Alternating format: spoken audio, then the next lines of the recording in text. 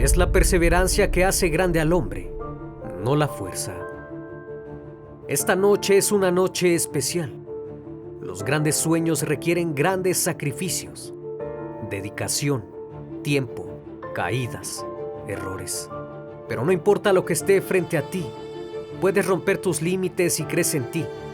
Hace muchos años tuve un sueño, y ese sueño era que mi voz fuera escuchada alrededor del mundo. Quería dejar una huella imborrable, que ni siquiera el tiempo pudiera olvidar. Quería demostrar que tan lejos podría llegar. Fui como un hombre que empujaba una roca infinidad de veces y nunca la logré mover. Pero me di cuenta de algo, era más fuerte. Muchas veces intentaron frenarme, muchas veces me derribaron, pero me levanté y seguí avanzando. Esto es el criminalista nocturno, es pasión, es perseverancia, es entrega. Nací para hacer lo que hago. Siempre fui observador. Siempre me gustó saber que hay más allá de la conducta humana. Y todo eso me ha llevado hasta acá. Gracias a ustedes por formar parte de esto. Gracias por permanecer. Gracias por ser esa inspiración para ser cada vez mejor. A todo mi querido público, muchas gracias. Bienvenidos al Criminalista Nocturno.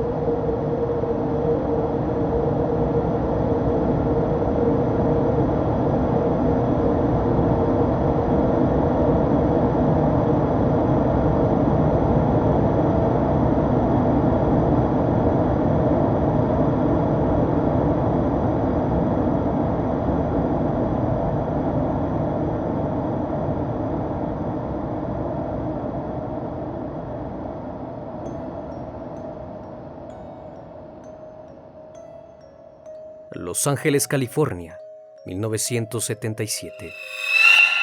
Durante los meses de octubre a diciembre de ese año, los residentes del sur de California vivían con temor, pues una ola de hallazgos espeluznantes había inquietado a la población. Conforme fueron avanzando los meses, un total de 11 mujeres fueron halladas en las colinas de Los Ángeles, con surcos característicos de ataduras, que indicaban que habían sido víctimas del monstruo llamado el Estrangulador de Hillside. El Criminalista Nocturno.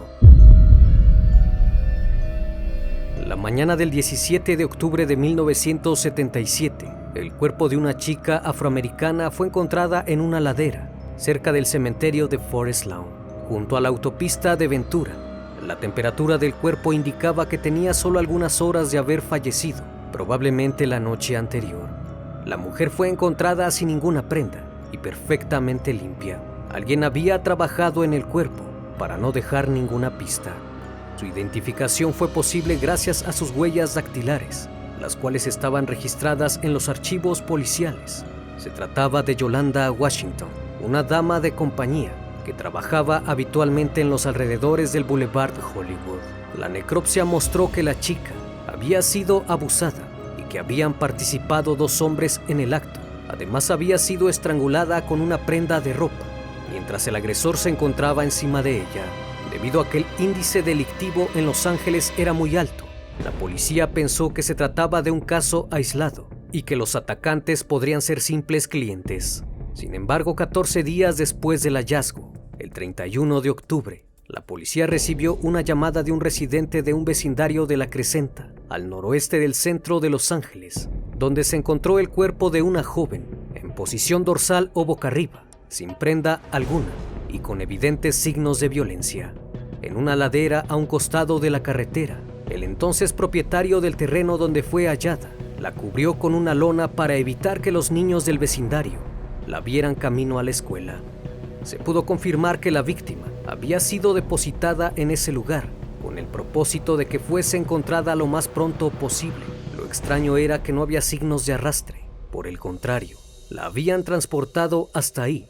Los moretones en su cuello indicaban que fue privada de la vida por estrangulamiento. Sus tobillos y muñecas tenían marcas de ataduras. El médico forense determinó que tenía escasas 6 horas de fallecida y, al igual que Yolanda, había sido abusada por 2 sujetos, aún sin identificar. La última vez que la vieron con vida fue al salir de un restaurante, cerca de las 9 de la noche. Las huellas dactilares de la víctima no estaban registradas, por lo que los investigadores acudieron a las zonas cercanas y a la población de drogadictos y damas acompañantes del Boulevard Hollywood, mostrando un retrato policial de la chica, hasta que alguien dijo que se parecía a una joven llamada Judy Miller, pero tenía tiempo que no la veían por la zona. El detective del caso le tomó más de 15 días identificarla, luego de encontrar a sus padres, los cuales vivían en condiciones deplorables en una habitación de un motel, en compañía de su otro hijo.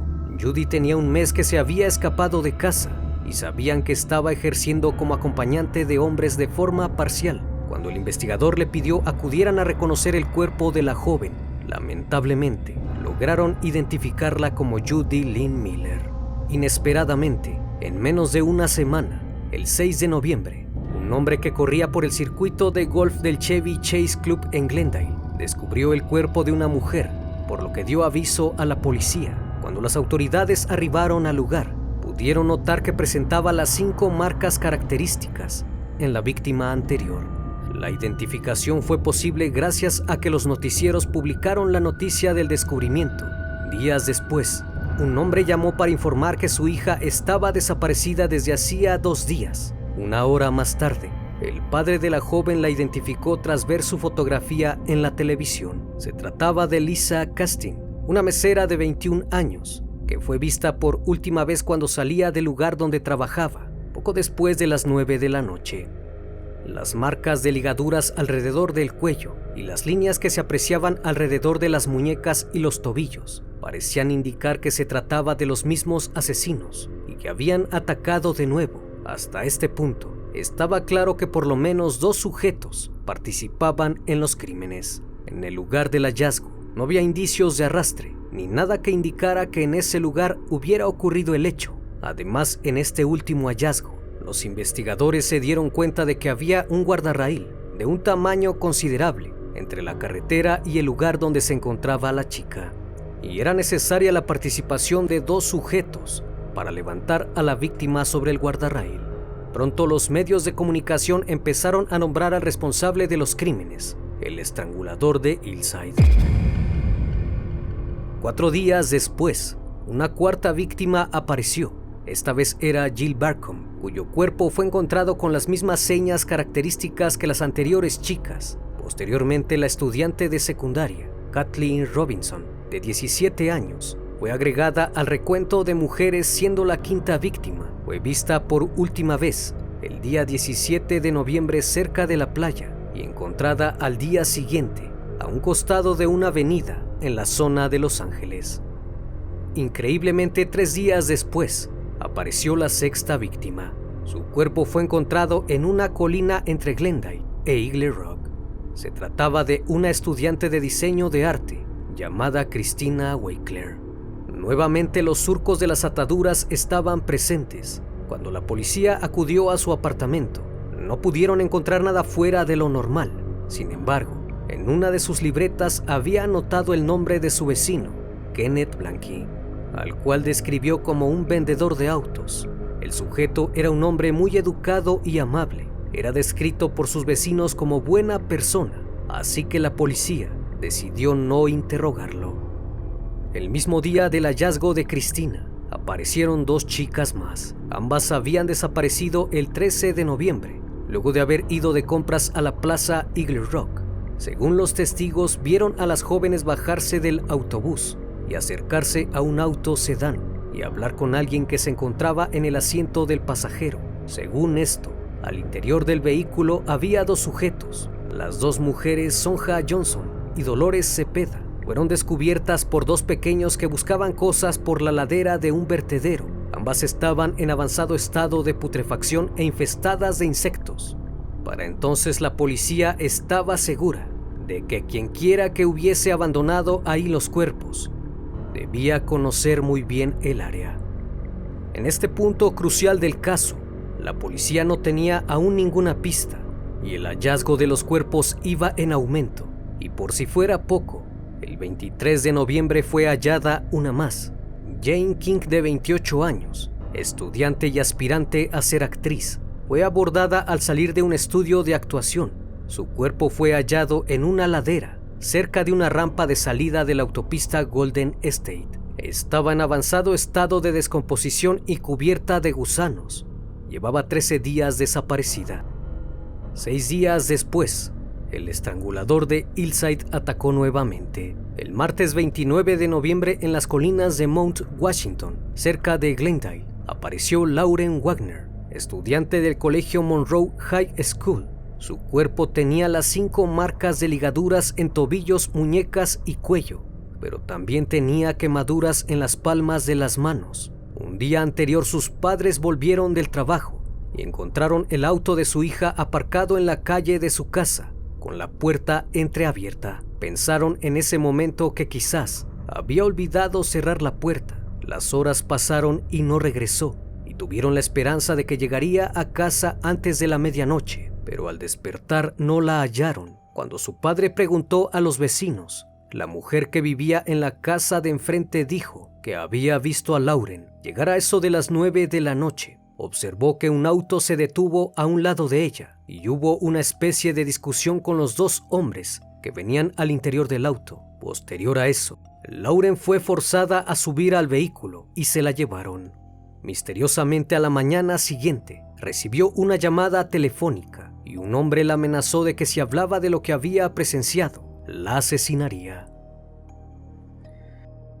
El detective a cargo del caso había confirmado que no se trataba de uno, sino de 2 sujetos, que actuaban en conjunto y que estaban ante un caso sumamente inusual para esos años, pues a menudo los asesinos en serie actúan solos, y en esta ocasión 2 personas compartían las mismas fantasías perversas. El testimonio de la vecina de Lauren sería de gran utilidad llegando el momento. El 14 de diciembre, la policía encontró la 11ª víctima, Kimberly Martin, una chica alta y rubia que trabajaba en una agencia de modelos, aunque en realidad se dedicaba a ejercer como dama de compañía. Fue hallada en una colina deshabitada frente al centro de Los Ángeles. El último cliente de Kimberly le había hecho acudir al apartamento 114 en el 1950 de Tamarin, que resultó ser un apartamento vacío. El asesino había llamado desde un teléfono público en el vestíbulo de la Biblioteca Pública de Hollywood en Ivar Street. A pesar de que se conoció de dónde procedía la llamada y algunos otros datos al respecto, ninguna pista llevaba a algún lado. Inexplicablemente, los asesinos dejaron de atacar. Parecieron dar un respiro y entrar en un periodo de enfriamiento, puesto que nada ocurrió el resto del mes, ni tampoco al mes siguiente. Pensaron que quizás ya los habían detenido, y esa era la razón de que no aparecieran más víctimas. Pero lamentablemente no fue así, ya que el 16 de febrero de 1978, Cindy Lee Husband, de 21 años, fue hallada en un acantilado en la autopista de Angeles Crest, dentro de la cajuela de su auto marca Datsun, color naranja, el cual había sido empujado a una pendiente al lado de la carretera. Presentaba las 5 cicatrices encontradas en los demás crímenes recientes. Cindy era una joven dulce y extrovertida que había ganado varios concursos de baile y planeaba dar clases de baile para ganar algo más de dinero. La chica trabajaba por las noches como telefonista en una empresa y era considerada una empleada modelo. Esperaba ganar suficiente dinero para un día poder ir a la universidad. La última vez que fue vista fue en un edificio de su apartamento en la avenida Garfield 800 en Glendale, cuando probablemente se dirigía a su trabajo. Esta vez los agentes decidieron ahondar en la vida de la víctima con la esperanza de hallar la pista definitiva que llevara a la captura de los asesinos. Lo más notable fue que Cindy vivía en la misma calle que una de las víctimas anteriores, Christina Walker. Ambas no se conocían, pero eso revelaba que él o los asesinos también eran vecinos de Glendale. A pesar de la estrecha colaboración entre departamentos policiales, las pistas no llevaban a ningún lugar concreto. El perfil criminal hablaba de un sujeto divorciado, empleado en trabajos menores, donde duraría poco y que hubiera vivido una infancia caracterizada por vivir en un hogar desintegrado y violento. Pero esa información podría estar en las muchas familias de Los Ángeles y en sí no acortaba la lista de sospechosos. Sin embargo, muchas personas acudían con la policía para informar actividades sospechosas de sus compañeros de trabajo y conocidos, con el fin de dar con él o los atacantes. Fue entonces que surgió nuevamente el nombre de Kenneth Bianchi, quien ya había sido investigado anteriormente. Según una vecina, este sujeto hablaba constantemente del caso, además de que su mirada era muy extraña cuando veía a las chicas. Así que volvieron a investigarlo y se dieron cuenta que Bianchi había intentado ingresar a la policía de Los Ángeles. Sin embargo, fue rechazado. Lejos de eso, no se encontró algún antecedente criminal, ni nada que pudiera indicar que él era el sujeto que estaban buscando. La policía de Los Ángeles creó una unidad especial llamada Equipo Especial de los Estranguladores de Hillside, integrada por elementos de la Policía Metropolitana, de la Oficina del Sheriff del Condado y de la Policía de Glendale. El equipo especial no solo pretendía localizar las pistas que les llevase hasta los asesinos, sino provocar en la aterrorizada población la sensación de que se estaba haciendo todo lo posible para capturar a los criminales. Se montó un gigantesco mapa en una de las paredes, de forma que los detectives pudieran sacar conclusiones sobre el patrón seguido por los asesinos. Muy pronto el mapa pasó a ocupar toda la habitación, pero no se producía ningún avance de importancia. Nuevamente un largo periodo de enfriamiento ocurrió y pasó cerca de un año sin que aparecieran nuevas víctimas. No obstante, el 12 de enero de 1979, la policía de la ciudad de Bellingham, en el estado de Washington, recibió el reporte de la desaparición de 2 estudiantes de la universidad local, Karen Mandic y Diane Wilder. Ambas compartían habitación y eran consideradas personas responsables y serias con su trabajo. El novio de Karen se comunicó con la policía para informarles que no la encontraba por ningún lado. Sin embargo, debido a que en esa ciudad los crímenes no eran muy comunes, pensaron que se habrían ido a pasar un largo fin de semana fuera de ahí.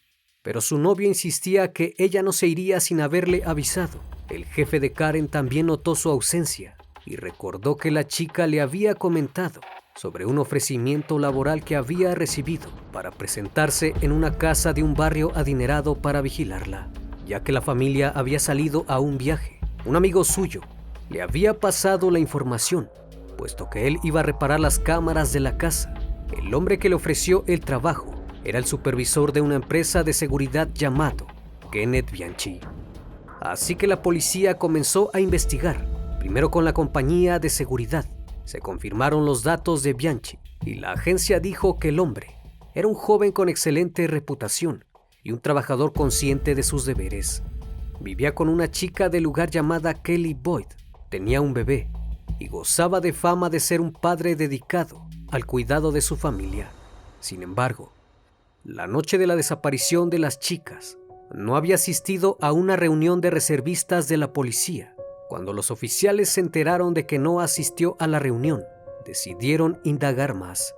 Además, el sujeto había sacado una camioneta de la compañía para llevarla al servicio, pero al revisar se dieron cuenta de que el vehículo no fue llevado al taller.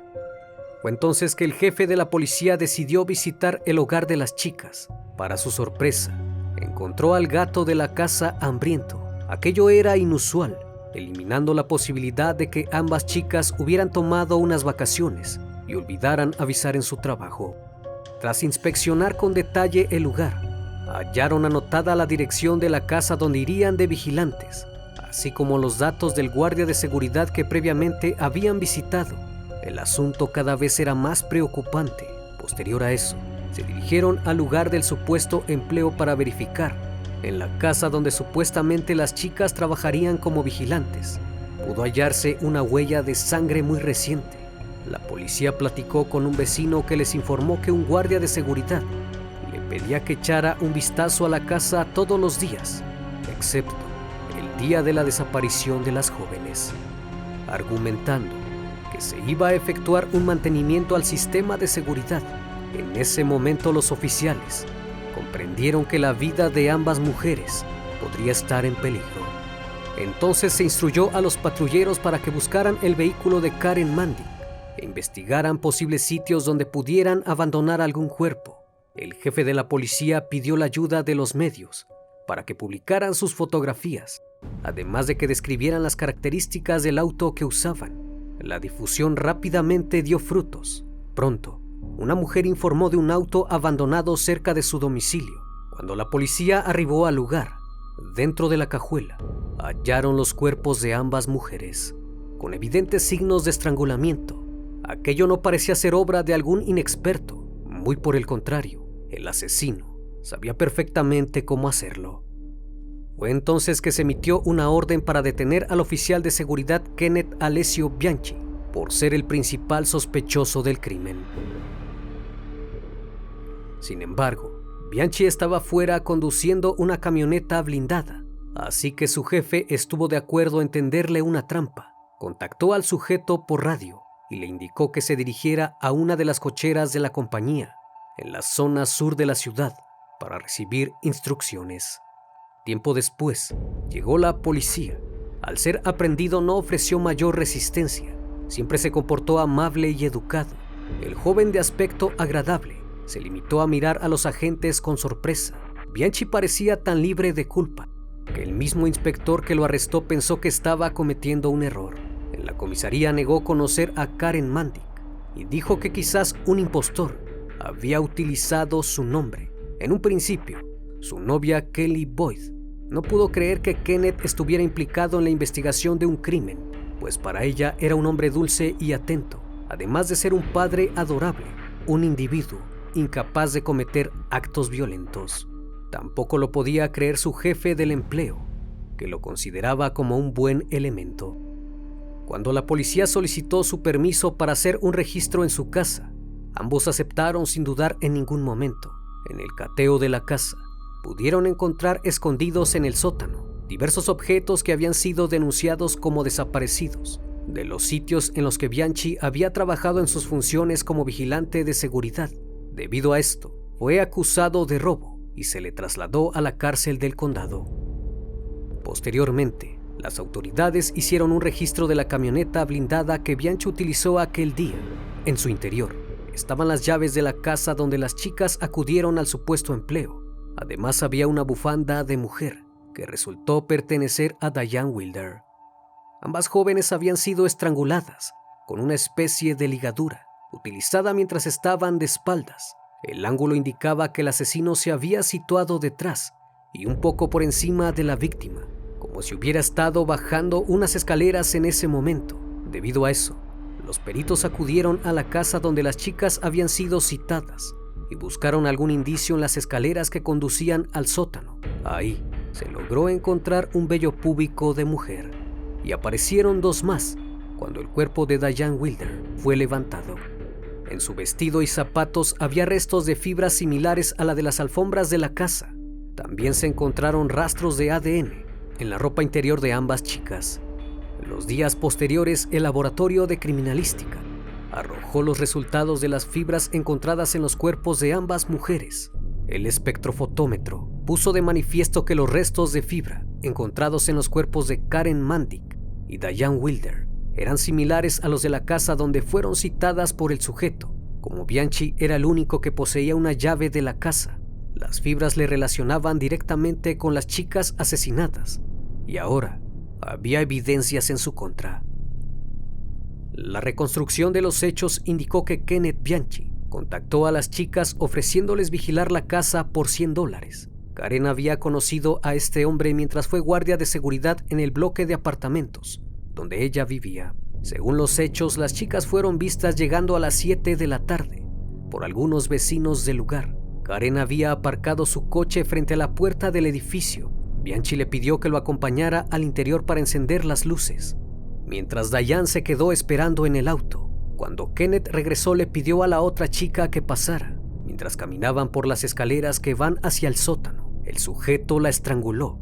Diane sospechó que su amiga Karen yacía sin vida en el suelo del sótano.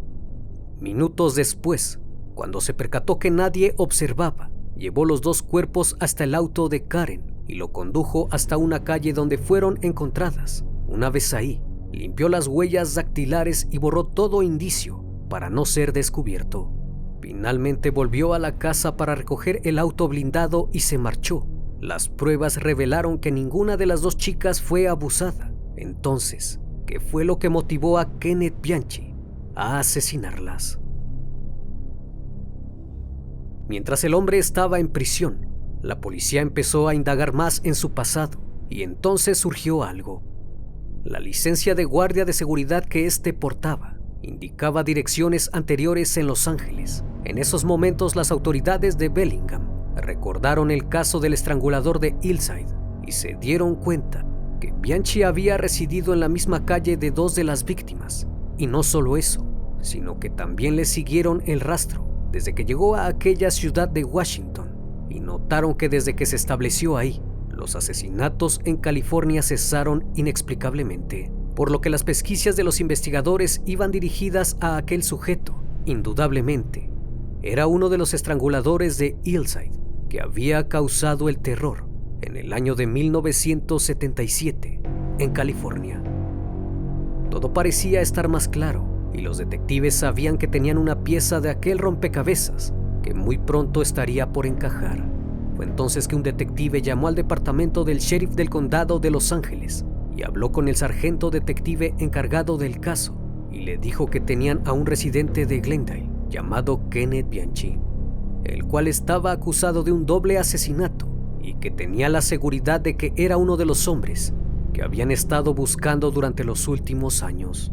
Cuando el sargento Frank Salerno supo que Bianchi había sido arrestado en el estado de Washington, recordó que ya lo habían investigado por ser considerado sospechoso, así que enseguida se trasladó hasta Bellingham y cuando llegó, los investigadores le mostraron las pruebas que tenían en su contra. Ambos estados compartieron la información y cada vez era más evidente que aquel hombre era uno de los asesinos.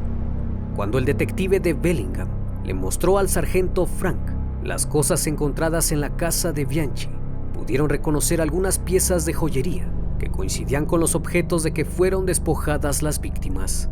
A pesar de todas las pruebas en su contra, Kenneth se siguió comportando como si fuera un hombre inocente e incluso accedió a someterse a una prueba de hipnosis bajo la supervisión de un experto, ya que un psiquiatra sugirió que con esta prueba el hombre confesaría. El 21 de marzo de 1979, el Dr. John G. Watkins, un especialista en temas de múltiple personalidad e hipnosis de la Universidad de Montana, indujo en trance a Bianchi, que comenzó a hablar con una voz grave y extraña y se presentó a sí mismo como Steve. Aquello sacó de contexto a los investigadores, pues aquel hombre parecía que sufría de todos los desórdenes mentales. Steve resultó ser una personalidad desagradable y despreciativa, con risa burlona que odiaba a las mujeres y afirmaba que no sentía remordimiento de acabar con ellas. Posteriormente se presentó como Billy, la personalidad más razonable que poseía y de la cual decía que Steve era un mal sujeto y que él era quien había asesinado a las chicas. Steve admitió adoptar la personalidad de Kenneth para así convertirse en asesino. Los cambios de personalidad iban de una a otra. Pasaba de ser una persona explosiva y agresiva al hablar a ser una persona educada y tímida. Los detectives por su parte no lo podían creer y estaban convencidos de que Bianchi estaba fingiendo trastornos para poder desviar la atención, pues ahora aquel recurso de la hipnosis les estaba jugando en contra, ya que la investigación estaba en peligro. Si Bianchi conseguía convencer a un juez de que sufría un estado de personalidad múltiple, cabía la posibilidad de que lo mandaran a un hospital psiquiátrico y quedaría fuera del alcance de la ley. Incluso podría quedar en libertad al ser considerado un enfermo mental que carecía de capacidad para entender sus actos, además de una personalidad separada de su estado de conciencia normal. De pronto el caso dio un rotundo giro que pareció despedazar cualquier evidencia en su contra, debido a que surgieron dudas sobre el estado mental de Bianchi Gracias a ello, logró convencer a su abogado de que padecía amnesia y le fue asignado un trabajador social, pues se argumentó que Kenneth sufría del síndrome de doble personalidad. Todos quedaron sorprendidos al ver cómo un hombre tan amable y tranquilo pudiera cambiar en cuestión de segundos y convertirse en un asesino. Los psiquiatras y los investigadores trataban de darle una respuesta a su conducta, pues mientras los agentes tenían en claro que estaba fingiendo, para los abogados de su defensa no era así. Por consiguiente, había que indagar quién era este sujeto y cómo se había desarrollado. Kenneth Alessio Bianchi nació el 22 de mayo de 1951 en Rochester, Nueva York. Fue hijo de una dama de compañía adicta al alcohol que lo dio en adopción inmediatamente después de su nacimiento. A los 3 meses fue adoptado por Frances Bianchi y su esposo, quien trabajaba como obrero en una fundición. Bianchi parecía ser un chico normal, pero tan pronto comenzó a hablar con su madre, se dio cuenta que el niño era muy mentiroso, pues tenía una tendencia muy marcada a la mitomanía. En la escuela, no era un chico destacable, era un estudiante muy irregular que intentaba hacerse el enfermo tantas veces como fuera posible para evitar ir a la escuela. En ocasiones se quedaba recostado con los ojos en blanco y ante esto, su madre alarmada lo llevaba con el médico, quien luego de revisarlo no encontraba ningún problema. Otra conducta que resaltó en su infancia fue que mojaba la cama constantemente. Por esa razón, la señora Bianchi lo llevaba con especialistas para que tratasen su problema, al punto de que se convirtió en una obsesión. Las maestras del colegio lo consideraban un desadaptado, pues le daban ataques temblores y se retorcía por el suelo, pero inexplicablemente los doctores no encontraban el problema. Un psiquiatra le diagnosticó hiperdependencia de su madre adoptiva, pues prácticamente el chico dependía al 100% de su madre, que se dejaba manipular y engañar por Kenneth, quien además de esos problemas físicos, también le gustaba robar.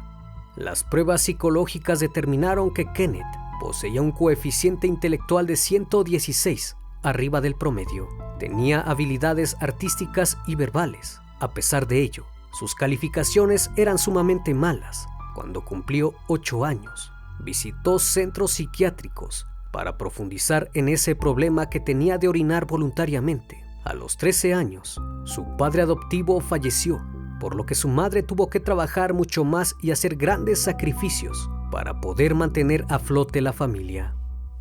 A los 15 años, su conducta cambió por completo, pues comenzó a salir con chicas de su edad. Era un sujeto bien parecido y las mujeres querían estar a su lado, pero Kenneth era un chico muy extraño, ya que consideraba que la vestimenta de algunas chicas no era la apropiada. Esto se debió a que desde pequeño fue inculcado en la religión, y para él, una mujer tenía que ser pura y dedicada en totalidad a su pareja, algo absurdo, pues él solía andar con varias chicas a la vez y era sumamente infiel. El encanto y las buenas maneras de Bianchi lo hicieron muy popular entre las chicas y se casó a los 18 años con Brenda Vick, pero como la joven no cumplía sus altas expectativas, la dejó al poco tiempo de descubrir que antes de casarse, su mujer había dormido con otros hombres.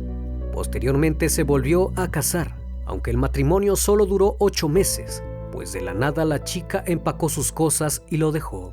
Bianchi tenía un ferviente deseo de convertirse en agente de policía, pero dado a su bajo desempeño fue rechazado. Después logró encontrar empleos de seguridad y como vigilante, trabajos en los que desarrolló la costumbre de hurtar cosas. A los 26 años se cambió de residencia y se fue a vivir a Los Ángeles, junto a su primo Angelo Bono, quien era considerado como el semental italiano.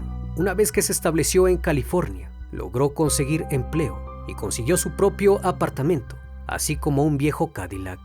Tiempo después conoció a Kelly Boyd, con la que tenía una buena relación.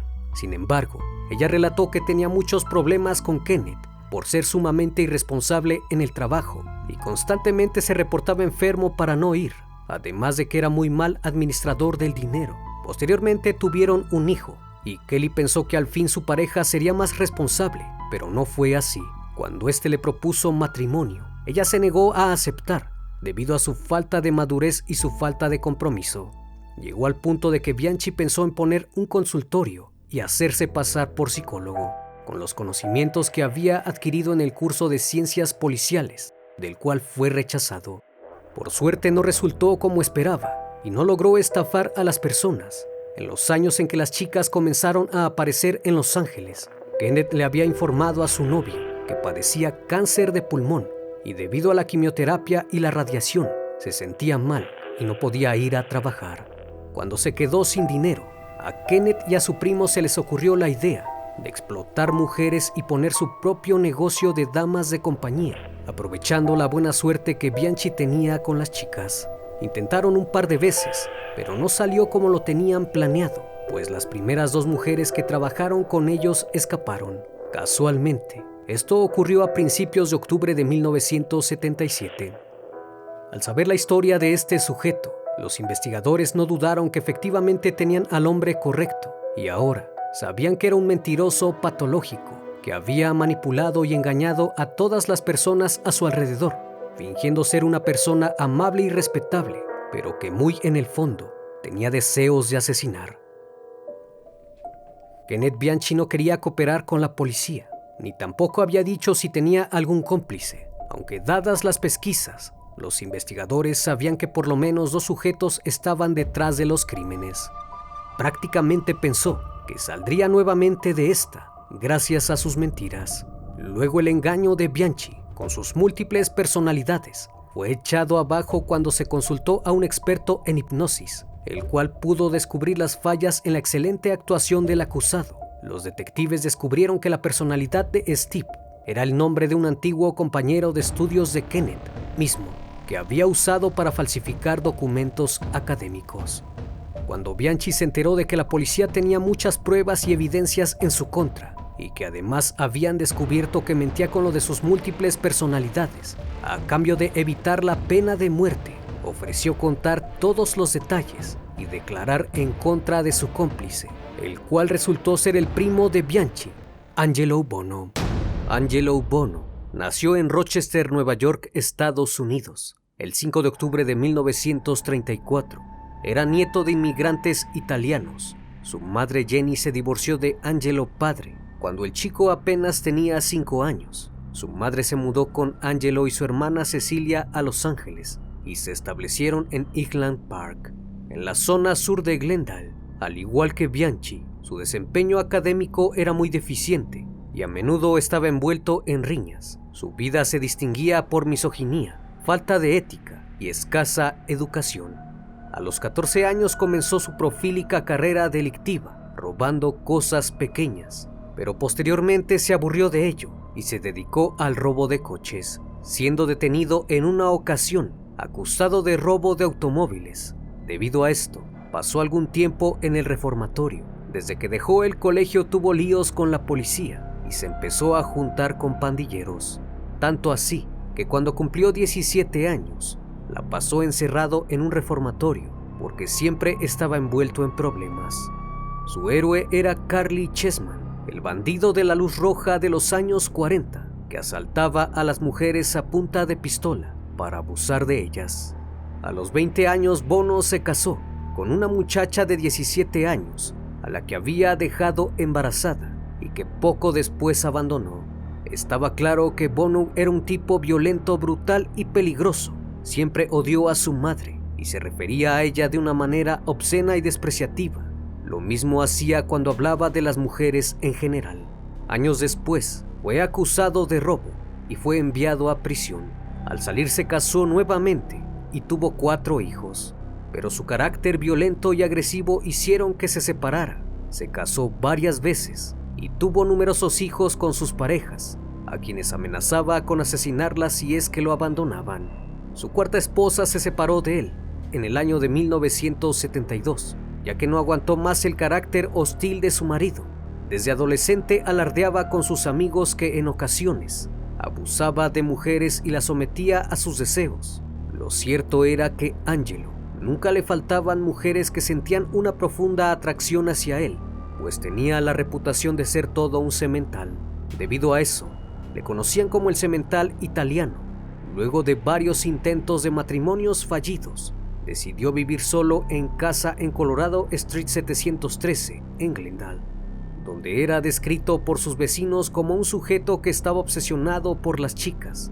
Incluso alardeaba de que había seducido a su hijastra de 14 años.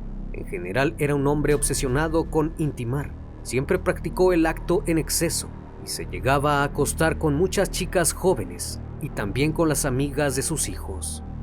Ya para 1975 abrió su propio negocio de tapicería y pronto se hizo famoso debido a sus excelentes tapizados. Entre sus clientes más selectos estaba Frank Sinatra. Durante ese tiempo, Angelo tuvo contacto con su primo Bianchi, a quien convenció de mudarse a California. Pronto se dio cuenta que Kenneth tenía mucha suerte con las mujeres del vecindario. De ese modo pensó en aprovechar eso a su favor y poder tener mujeres en abundancia. Cuando encontró a Bianchi en una situación desesperada por el dinero, terminó convenciéndolo de tener su propio negocio de damas de compañía, pero pronto se convirtió en algo oscuro y siniestro cuando las cosas no salieron como ellos habían planeado, pues luego de su fracaso consiguieron a otra chica, la cual les vendió una lista de clientes a los que les gustaban que les enviasen chicas a casa.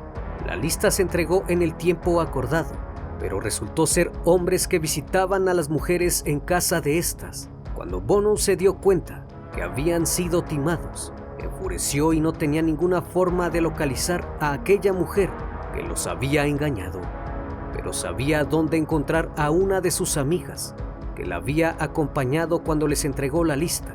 El nombre de la amiga era Yolanda Washington, la primera víctima de los ya conocidos estranguladores de Hillside. Kenneth Bianchi dijo que después de su primer crimen, él y su primo fingían ser policías usando una placa falsa. De ese modo era sencillo abordar y someter a las chicas. Recorrían Hollywood en busca de víctimas y una vez que encontraban a la indicada se la llevaban. Todos los crímenes se desarrollaban en el taller de tapicería de Angelo. Al llegar ahí, la sentaban en un sillón y les quitaban todas sus prendas. Después abusaban de ellas y las torturaban hasta que finalmente las estrangulaban con una cuerda. A una de ellas, Lauren Wagner, le pusieron un alambre atado en las palmas de las manos con cinta adhesiva y la electrocutaron. Por esa razón la policía encontró quemaduras en sus manos. Posterior a eso tiraban sus prendas en un vertedero y colocaban sus cuerpos en la cajuela del vehículo para finalmente dejarlos en alguna colina, en lugares distintos y a la vista de todos. Al igual que muchos otros criminales, Kenneth Bianchi relataba cada uno de los detalles de los asesinatos sin mostrar remordimiento. Incluso parecía disfrutarlo, aunque cuando se le preguntó sobre Christina Wickler, él mismo no sabía cómo explicar semejante tortura, porque había sido su asesinato más largo y tormentoso. La habían asfixiado con una bolsa de plástico, a la cual le inyectaron gas de la cocina, y tomó más de una hora de tremendo sufrimiento antes de que la chica falleciera. En esas entrevistas, el detective Salerno recordó que en uno de los cuerpos había encontrado una pelusa desconocida, así que le preguntó a Bianchi con qué habían envuelto el cuerpo de Judy Miller, a lo que este contestó que había sido con algún tapete del negocio de la tapicería de Angelo Bono. Aquella evidencia podría ser crucial para acusar a Bono de ser cómplice de los asesinatos, así que de inmediato pensó en obtener dicha prueba. Después de emitir su confesión, Kenneth entendió que estaba en un callejón sin salida y no podía hacer nada para remediarlo.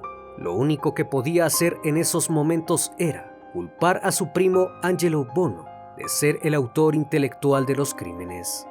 Bajo las leyes del estado de Washington, el juez le condenó a cadena perpetua, sin requerirse la formalidad de un juicio completo, pero quedaban otros 5 cargos por asesinato en Los Ángeles, que seguían sin tener un culpable responsable. Fue entonces que Bianchi accedió a seguir cooperando con la policía para esclarecer todos los casos y así culpar a su primo de todos los cargos.